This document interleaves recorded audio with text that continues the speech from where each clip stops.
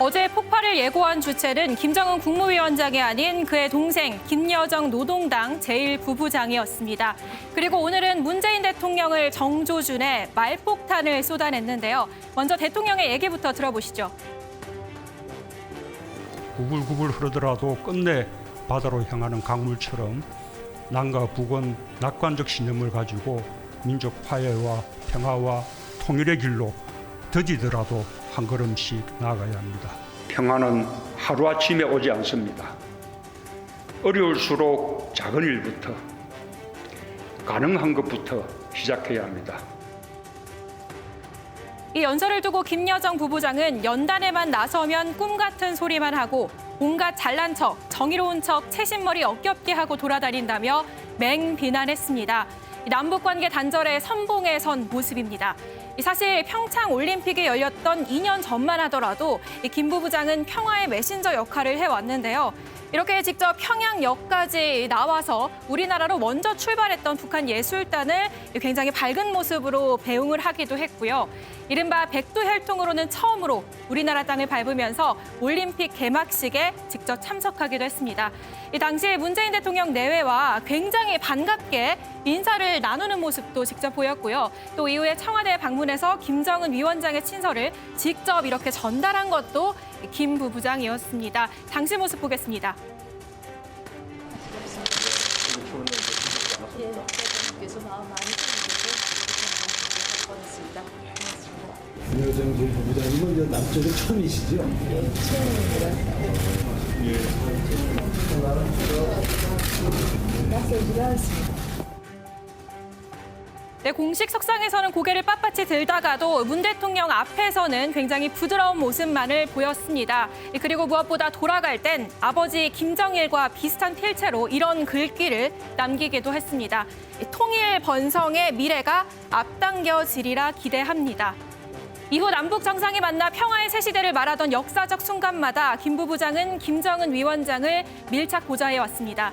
그런데 이런 태도가 바뀐 건 하노이 북미 회담 결렬 이후부터입니다. 올해 3월 자신의 이름으로 낸 첫 담화에서 우리 정부를 비난하더니 급기야 오늘은 처음으로 문 대통령을 정조준에 자신이 직접 말폭탄이라고 할 정도의 원색적인 비난까지 쏟아냈는데요. 2년 만에 남북관계 단절 선봉에 선 김여정 부부장, 오늘의 프레스콕입니다.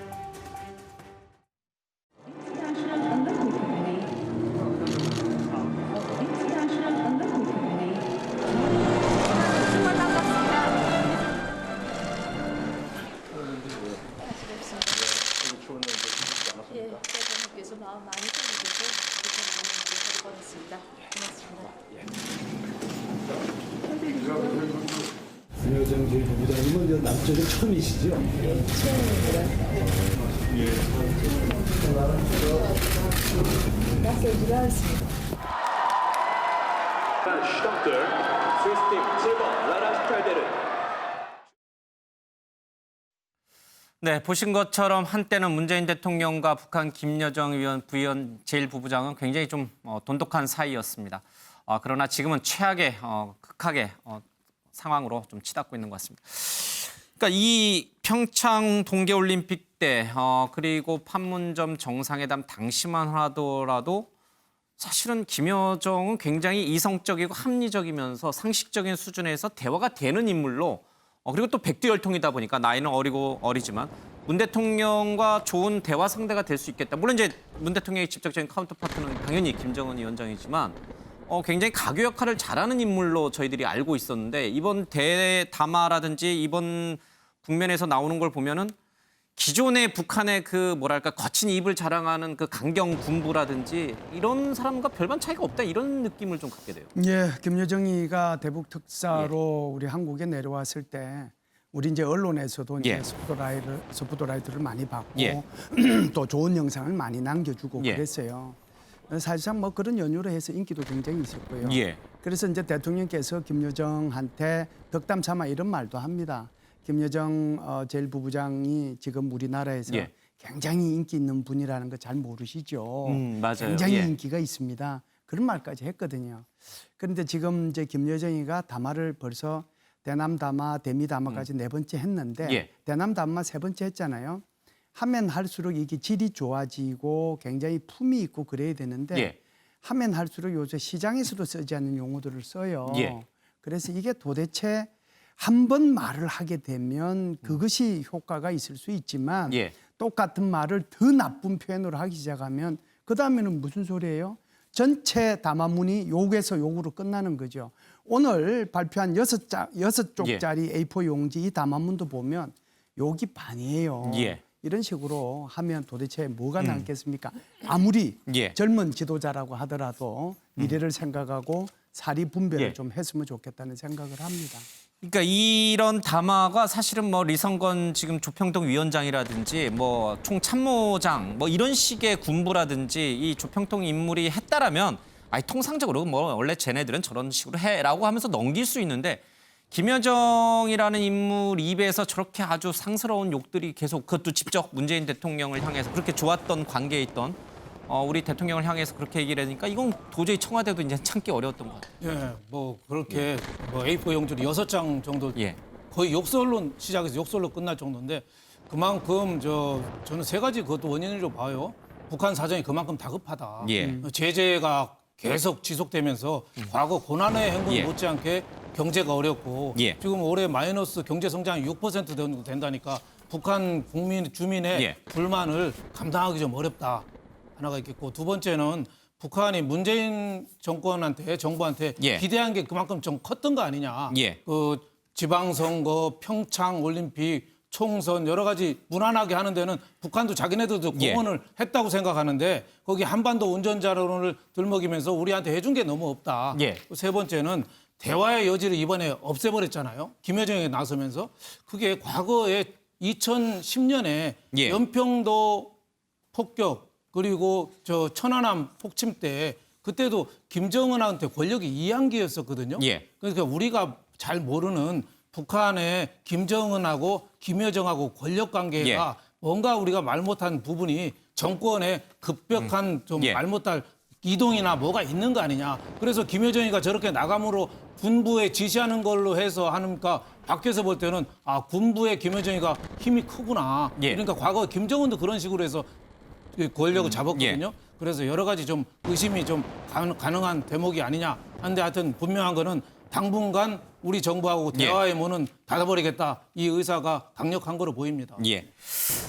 오늘 아침 나왔던 김여정의 긴 담화문은 크게 나누면 두 부분으로 나눠져 있습니다. 대북전단 살포와 관련된 부분 그리고 이 북미 관계 개선에서 남한이 얘기했던 이른바 운전자론이 효과가 있는지 하는 부분 그렇게 크게 두 파트로 나눠져 있습니다. 그러나 기승전 문 대통령이라고 대북전단을 막지 못한 것도 문 대통령 탓이고 북미 관계 개선에서 운전자 역할을 하겠다 하면서 지키지 않은 것도 역시 사대주의에 빠진 문 대통령 탓이다. 이렇게 결론을 맺고 있습니다. 크게 두 파트로 나눠져 있는데 각 파트별로 어느 정도의 거친 언사가 쓰였는지 살펴보겠습니다. 요정 기자, 먼저요. 이 대북전단과 관련해서 또 이제 북미 관계 개선에서 운전자 역할을 제대로 못했다는 그 비판 부분에서 모든 책임은 다 문재인 대통령에게 있다. 이렇게 김여정의 담화는 처음부터 시작이 되고 끝에도 그렇게 끝이 나요? 네, 그렇습니다. 특히나 이 문재인 대통령이 기념사에서 이 한반도는 아직 남과 북의 의지만으로 어떻게 할 수 있는 상황이 아니다. 더디더라도 국제사회의 동의를 얻으면서 나아가야 한다. 이런 부분이 있는데요. 이를 지적하기도 했습니다. 이 김여정 부부장은 남북 관계가 한 발자국도 나가지 못한 것이 남한의 내부 사정 때문이고 또 미국과 국제사회 지지가 따라주지 못했기 때문이라는 건데 이 과거 그토록 입에 자주 올리던 운전자론이 무색해지는 변명이 아닐 수 없다라고 이 비판을 하는 모습이었습니다. 그러니까요. 이 모든 책임은 전부 문재인 대통령에 있다. 이렇게 이제 비난을 시작하는데 사실 대북 전단이 이번 사건의 단초이긴 합니다만은 담화문 끝쪽으로 가면 후반부에는 전부 이 미국과의 관계 개선에서 남한이 제대로 역할을 하지 못했다. 이 부분으로 좀 가게 돼요. 그러니까 사실은 후반부 쪽에 그러니까 이번 사태의 주 책임은 대북 전단이 아니라 바로 이 북미 관계 개선이 안 됐기 때문이다라는 쪽으로 아마 이 방향이 잡혀져 있는. 네, 거기에 초점이 있다라고 봐야죠. 지금 이제 잘 말씀을 하셨는데 제가 볼 때는 이래요. 운전자론에 대해서 북한은 시종일관 우리 한국에 대해서 또는 중재자론에 대해서 굉장히 비판을 많이 해왔던 게 사실입니다.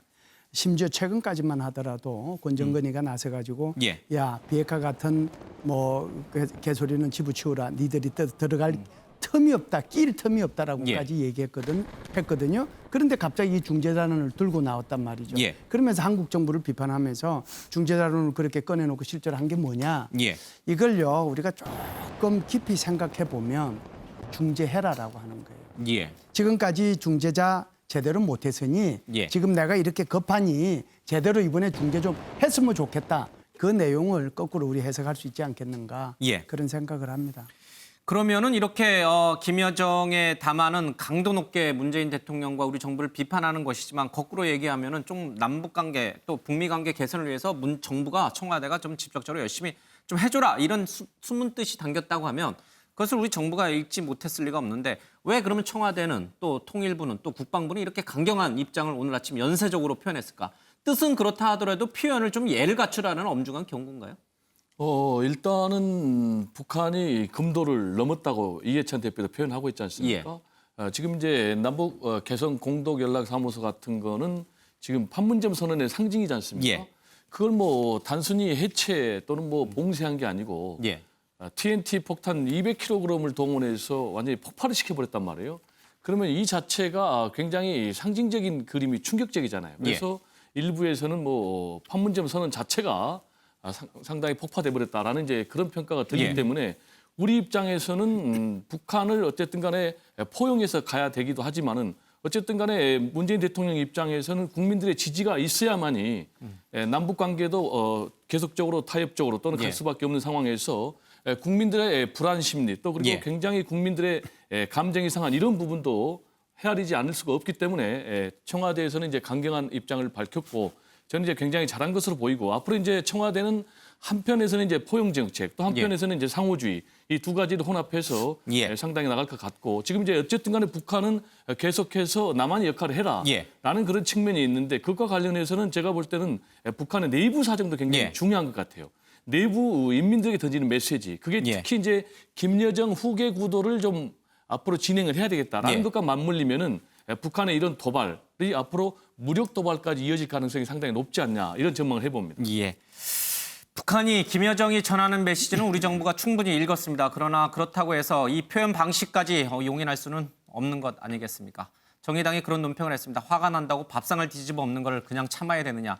그런 표현을 썼는데 딱 그 형국이 맞는 것 같습니다. 그럼에도 불구하고 이렇게 강대강 국면으로 치닫고 있지만 여지는 좀 남아있는 것 같습니다. 최은미 기자. 이 담화문의 주인공이 김정은 위원장이 아니라 김여정입니다. 물론 김여정도 상당히 중요한 위치에 있는 인물이지만 그래도 김정은이 직접 나서지 않았다는 거. 그리고 어제 NSC 회의를 문재인 대통령이 주재하지 않았다는 거. 또 오늘 북한에 대해서 강경한 입장을 천명한 것이 대통령이 아니라 수석이었다는 거. 여러 가지 점에서 보면은 최후의 양쪽의 최후의 통수권자들은 뒤에 살짝 빠져 있는 국면이었단 말이에요. 이게 어떤 것을 의미할까? 지금 말씀하신 대로 이 남북 정상의 만남이라고 하는 최후의 보루는 아직까지 양측에서 쓰지 않고 있다. 그러니까 남북 관계가 총체적 파국을 맞더라도 정상 모두가 지금 아직까지는 전면에 나서지 않음으로써 뭔가 정상들이 나서서 마지막 해결할 수 있는 고리 정도는 이제 양측이 서로 남겨두려고 하는 것 아니냐라는 측면도 있습니다. 그런데 지금 김여정 제1부부장이 굉장히 앞서 나가고 있잖아요. 굉장히 이제 적극적인 행보를 보이고 있는데 이 부분에 대해서 기자들도 조금 전에 통일부 대변인에게 대변인 설명하는 시간이 있어서 그 부분을 물어봤어요. 이런 게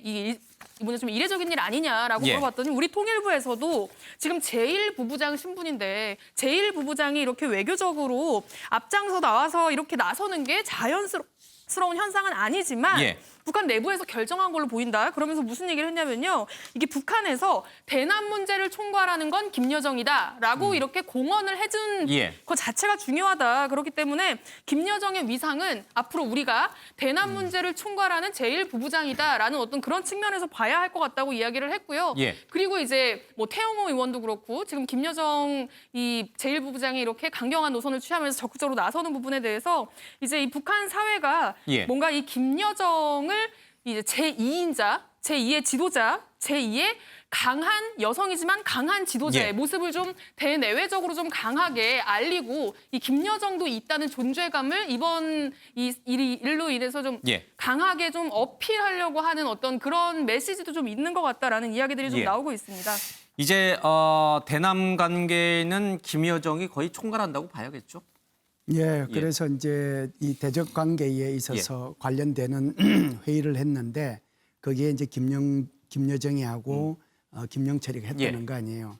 그런데 이제 여기에 저기 통전부도 있고 뭐 예를 들어서 이제 저기 그 북한 군부도 있고 뭐 다 그렇게 있을 텐데 지금 김여정이 하는 행동을 보면 미국에 대한 담화문, 한국에 대한 담화문을 보면 오히려 대외 정책 전반에 대한 그런 이 권한을 좀 부여받고 행동하는 게 아닌가 이런 생각을 합니다. 알겠습니다.